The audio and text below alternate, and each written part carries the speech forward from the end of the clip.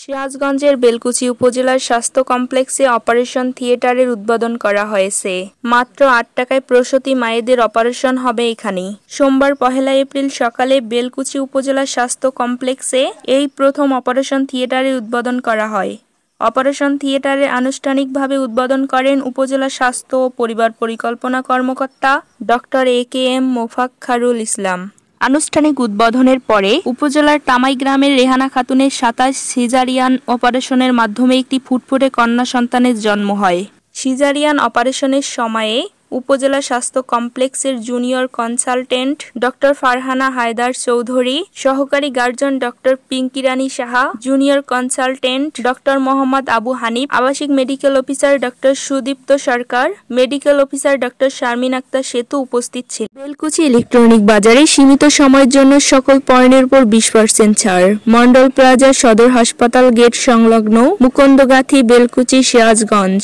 আমাদের বেলকুচি বাসীদের জন্য এটা একটা অনেক বড় সুবিধা যে এখানে রোগীরা এখানে সরকারি হাসপাতালে এসে তাদের সিজারিয়ান ডেলিভারি প্রয়োজন অনুযায়ী করতে পারবে। যাদের ইন্ডিকেশন আছে অবশ্যই সেসব পেশেন্টরাই সিজারিয়ান সেকশনের সুবিধা পাবে।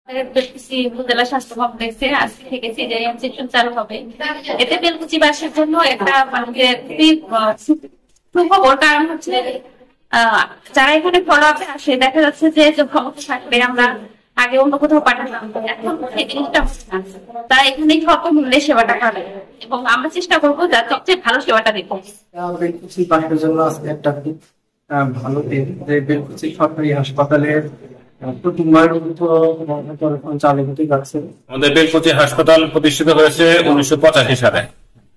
তো এই প্রতিষ্ঠার পর থেকে এখন পর্যন্ত আমাদের অতি এরকম ভাবে ফুল ফেজে কখনো চালু হয়নি, অত শর্ট কেস হয়েছে কিছু, কিন্তু বড় ধরনের অপারেশন এখন পর্যন্ত আমাদের বেলকুচি হাসপাতালে হয়নি। তো আমরা আজকে অপারেশন শুরু করতেছি, আশা করতেছি আমরা এটা অব্যাহত রাখতে পারবো। এখান থেকে তো হাসপাতালের অ্যাকচুয়ালি সবই তারা পাবে, হাসপাতালের তারা অপারেশনের জন্য যেসব জিনিসপত্র লাগে সেগুলো তো আমরা দিচ্ছি। তো অপারেশনের পরবর্তী যে আপনার মেডিসিন যেটা আছে সেটাও তারা আমাদের হাসপাতাল থেকেই পাবে। আমাদের হাসপাতালে যে ইনজেকশন ইনজেক্ট করতে হবে, স্যালাইন যেগুলো আছে সেগুলো মোটামুটি তারা হাসপাতাল থেকেই পাবে। একান্তই যদি কোনো কিছু না থাকে সেটা হয়তো কিনে রাখতে পারে, আদারওয়াইজ বাকি সবকিছু তারা পুরো সবকিছুই তারা হসপিটাল থেকে ফ্যাসিলিটি পাবে, সম্পূর্ণ ফ্রি। তাদের কোনো রকম ফি দিতে হবে না।